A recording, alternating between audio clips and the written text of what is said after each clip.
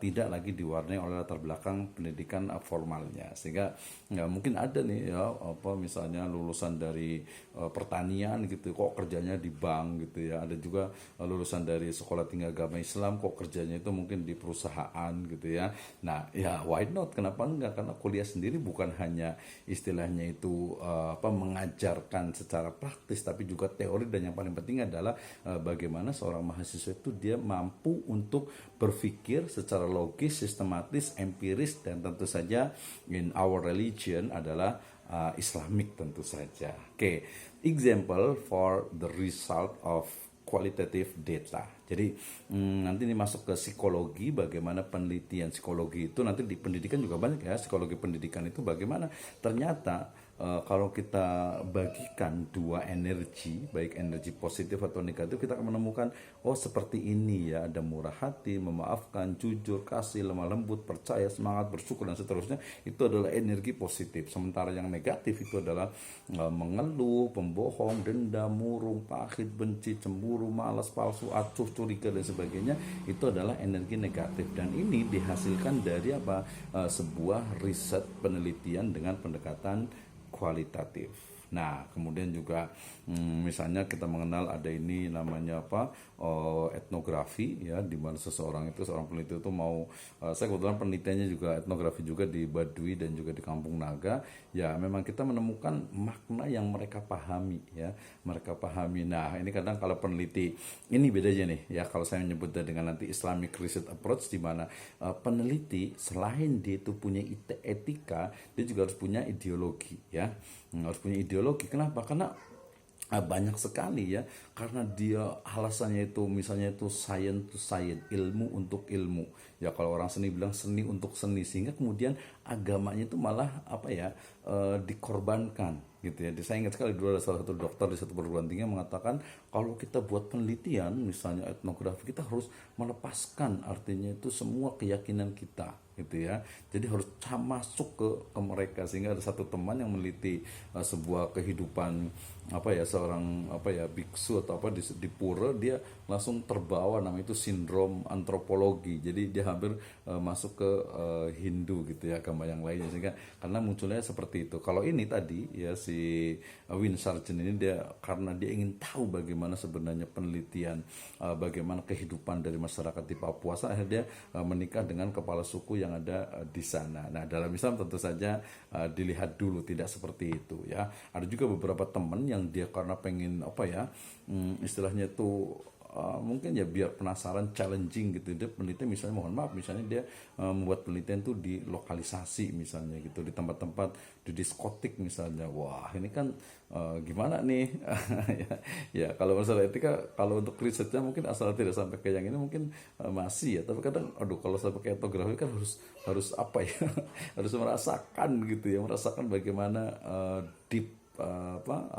tick descriptionnya, kemudian juga makna dari objeknya. Oke, ini berarti perbedaan antara kuantitatif dengan kualitatif. Kita lihat ya, berdasarkan filsafatnya tadi adalah kuantitatif adalah rasionalisme, positivisme, sementara kalau kualitatif dia adalah empirisme ya.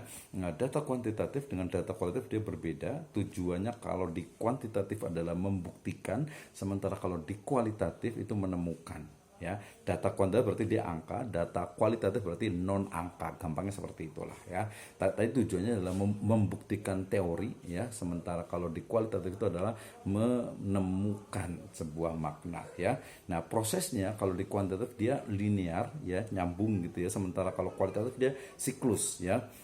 Standar siklus itu 1 tahun. Kemudian sampelnya itu random, sementara kalau di kualitatif itu bisa pakai purposive ya, acak, rambang gitu ya, dan juga snowball sampling. Nah, ini ya. Kemudian dari sisi pengolahan datanya bisa menggunakan tes ya, pengumpulan datanya ataupun kuesioner atau angket. Sementara kalau di kualitatif dia menggunakan observasi, interview, wawancara, dokumentasi ya. Kemudian analis datanya kalau di kuantitatif dia menggunakan statistik, sementara kalau di kualitatif menggunakan kualitatif atau yang sifatnya itu adalah induktif ya. Dia sifatnya induktif, dan ini yang paling penting, kalau di kuantitatif dia selalu adalah to generalize, artinya menggeneralisasi. Misalnya saya ingin membuat sebuah penelitian tentang penyebab dari misalnya dari anak-anak, misalnya anak sekolah itu adalah tawuran. Ternyata kita ambil misalnya di saya lah di Bogor ya, kota Bogor misalnya, kan nggak mungkin saya mau meneliti seluruhan anak-anak di kota Bogor gitu. Sehingga kemudian ya sudah, saya buat populasinya ini, samplingnya saya mengikuti ini, kemudian diambillah dari populasi itu. Dari sampel itu ini mewakili dari generalize dari sampelnya. Nah, sementara kalau yang sifatnya dia kualitatif, dia adalah meaning atau makna, ya. Dia ingin mengetahui makna dari sebuah fenomena, ya, dari sebuah fakta. Misalnya, kenapa ya orang itu mungkin kalau yang nggak paham tentang Islam gitu misalnya, ini dia kok ngelihatnya itu seolah-olah itu apa ya, kayak puasa nggak makan minum pagi sampai sore gitu, sampai matahari terbit sampai matahari tenggelam. Kemudian juga nanti dia ketika misalnya ada sebuah sholat gitu, haji dan sebagainya, seolah itu tidak rasional. Nah, ini bedanya itu. Jadi kalau yang tidak rasional itu nggak diterima tuh di kuantitatif. Gitu ya. Walaupun kadang beberapa peneliti itu mencoba merasionalkan Islam. Jadi ibadah, kemudian juga keberagamaan itu dicoba untuk dirasionalkan, gitu ya. Oke. Nah, ini tadi kalau kuantitatif ya, dia mengembangkan intek melalui pembuktian hipotesis dan pemikiran baru, sementara kalau kualitatif mengembangkan iptek melalui eksplorasi dan pengalaman, ya, mengumpulkan datanya untuk membuktikan teori, sementara kalau kualitatif itu mengumpulkan data untuk menemukan teori. Nah, saya akan percepat karena tema kita kan banyak, bukan hanya ini saja ya. Jadi ini sebuah kualitatif. Jadi proses penelitiannya nanti kalau mamanya di mix method dari kuantitatif kemudian ke kualitatif, atau kebalikannya dari kualitatif ke kuantitatif, atau secara bersama-sama gitu ya. Oke, ini yang kelima adalah kapan mix method digunakan. Ini ya, jadi kalau kita ingin melengkapi, memperkuat, memperluas, memperdalam, dan memberi makna data hasil penelitian kuantitatif ya. Jadi kuantitatifnya sudah ada, kemudian kita lihat dari sisi kualitatifnya gitu ya. Ini saya percepat. Nah, metodenya ini disebut dengan hybrid research ya. Kenapa? Karena dia memang menggabungkan ya. Ini beberapa pandangan terhadap realitas ya, tentang sebuah fakta ya. Misalnya seseorang itu memiliki nilai kuantitatif misalnya, ini itu ya. Jadi masing-masing itu dia berbeda. Nah, misalnya ini ya, kuantitatif itu adalah di sini ada makanan kan, ada volume, berat, jenisnya gitu ya. Sementara kualitatif ada rasa dan penampilan. Rasa itu kan kadang nggak bisa diukur ya, walaupun sekarang itu ada misalnya cara mengukur pedas gitu ya. Pedas itu cara mengukur berapa, itu sebenarnya ya dikuantitatifkan, dikuantifikasi. Tapi sebenarnya rasa itu kan dia nggak bisa diukur sebenarnya, ini enak, ini nggak enak. Ya paling kalau kita tahu bilang enak itu 9 gitu atau 10 gitu ya, kalau nggak enak itu 5 atau 6. Tapi kan itu standar untuk mengukur ya, walaupun nanti ada ANP misalnya atau AHP yang dia mengkuantifikasi dari data kualitatif. So semuanya serba mungkin sebenarnya gitu. Tapi kalau di sini ya, untuk membedakannya ya, kalau kualitas itu ya rasa, penampilan. Ya kalau di MasterChef misalnya gitu kan penampilan tuh ya dia harus ada seninya lah gitu ya. Jadi ada yang memang bisa dilihat dan indah. Keindahan itu adalah bagian dari kualitatif ya.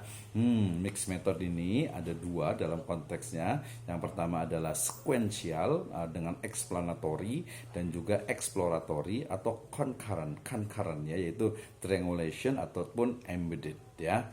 Nah, ini beberapa teori tentang tentang mix method ya, dari Donald Martin 2014. Ini gabungan dari bagaimana sebenarnya sih, kalau bilang ada, kalau nggak setuju menggabungkan, bukan menggunakan gitu ya.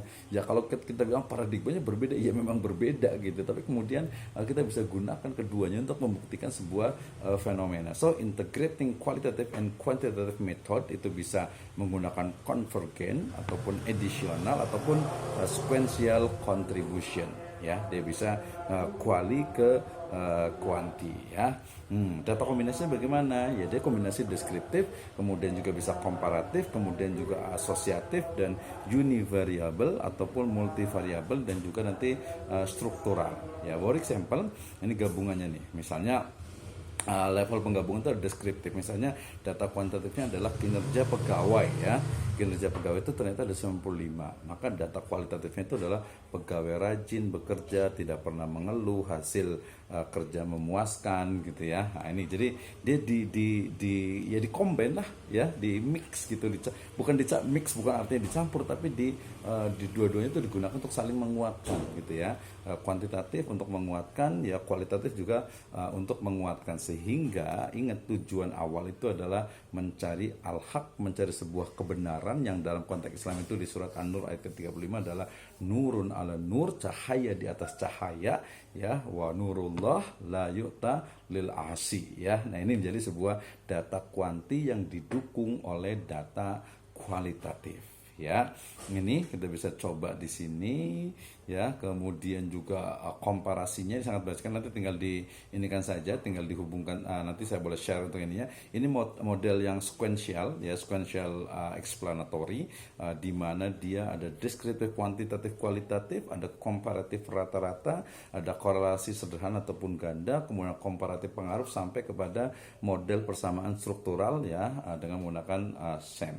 Atau bisa juga kita menggunakan kuantitatif dulu, diukur terlebih dahulu, kemudian baru menggunakan kualitatif, diamati, baru menggunakan kesimpulan. Kalau yang sequential exploratory ini adalah metode kualitatif yang dia sifatnya mengamati, setelah diamati ditemukan sebuah kebenaran yang sifatnya alamiah ya, kemudian dikuantifikasi, bukan dikuantifikasi tapi digunakan metode kuantitatif untuk mengukur kebenaran sehingga hasilnya itu adalah kesimpulan ya.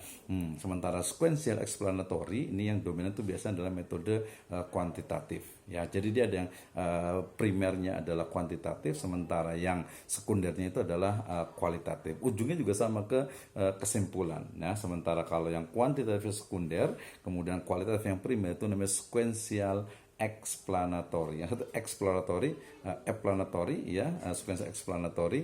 Yang satu adalah exploratory ya. Nah, ini urutan sistematika dari pembuatan sebuah materi penelitian yang mulai dari latar belakang masalah, identifikasi masalah, rumusan masalah, kemudian landasan teorinya, kerangka berpikirnya, ke hipotesisnya, pengumpulan data pertama kuantitatif dulu, kemudian nanti baru dihasilkan. Setelah dihasilkan hasil dari kuantitatif, kemudian nanti dianalisis dengan menggunakan kualitatif, apakah dia memperkuat, memperluas atau memperdalam ya. Pokoknya ada beberapa hal yang bisa ditemukan dari yang baru itu. Baru kemudian di kualitatifnya digunakan ya, kemudian baru nanti disimpulkan dari dua metode yang digunakan masing-masing ya. Kalau kuantitatif kan kita tahu karena dia to generalize, berarti ada populasi, kemudian N besarnya, kemudian N kecilnya adalah sampel, yang nanti sampel ini wajib untuk mengeneralisasi, artinya mewakili dari populasi yang ada. Sementara kalau kualitatif maka dia semacam snowball sampling ya, di mana sampelnya itu diambil dari beberapa rekomendasi expert yang ada ya. Jadi dia interview, wawancara, sedangkan analisis datanya dia deskripsi, reduksi, kategorisasi, koneksi dan lain sebagainya. Kalau di kuantitatif kan deskriptif, komparatif, asosiatif ya. Jadi data kuantitatif didukung, bisa diperluas, diperdalam dengan data kualitatif sehingga akan menemukan data yang baru ya dalam sebuah penelitian. Nih misalnya ini terkait dengan sampel random. Kalau purposive kan kita ambil yang sama ini gitu ya. Kalau sampel random kan seperti ini. Yang ini yang kuantitatif sebelah kiri, kemudian sebelah kanan adalah kualitatif ya.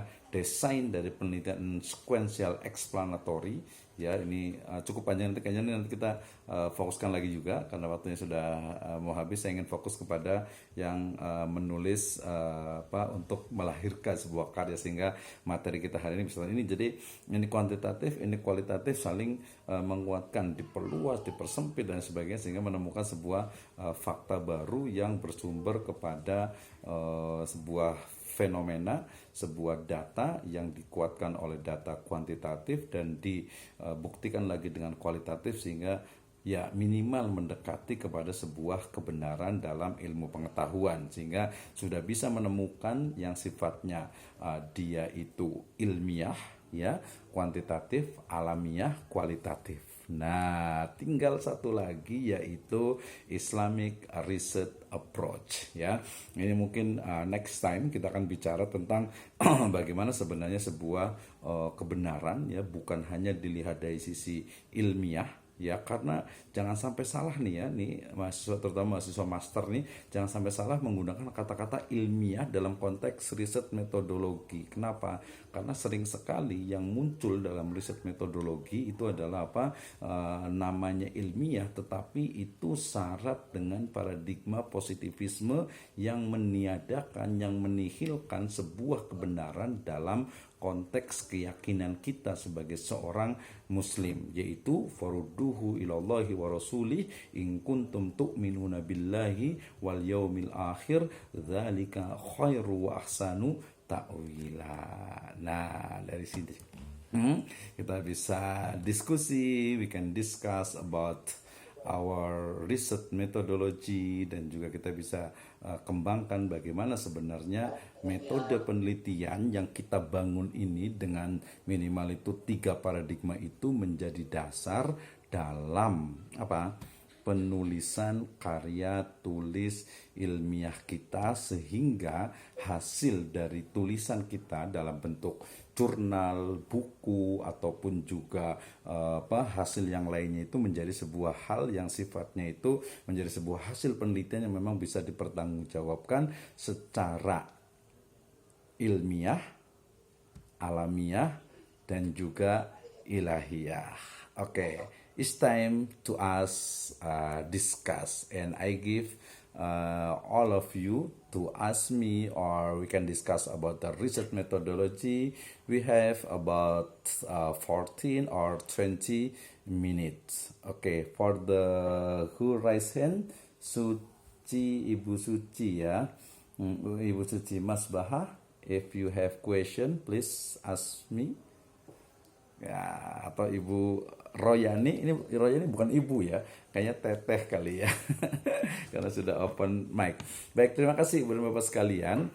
Jadi kita bisa diskusi tentang bagaimana sebenarnya, ya, metode penelitian itu baik yang sifatnya kuantitatif ataupun kualitatif itu adalah bagian dari perkembangan ilmu pengetahuan yang ada pada diri manusia, ya, yang ada di masyarakat, sehingga kemudian kita sangat mungkin untuk mengembangkannya sesuai dengan teori, sesuai dengan our ideology, ya, sesuai dengan keislaman kita. Limadza li'anna arafna annal Islam ya'lu wala yu'la alaih, wa kama qala Allahu azza wa jalla aidan wa ma arsalnaka illa rahmatan lil alamin. And we are as Muslim, ya, believe it.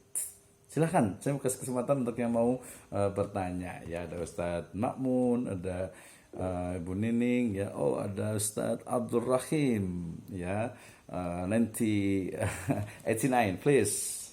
Silahkan. Ini kayaknya langsung ngasih materi kayaknya nih.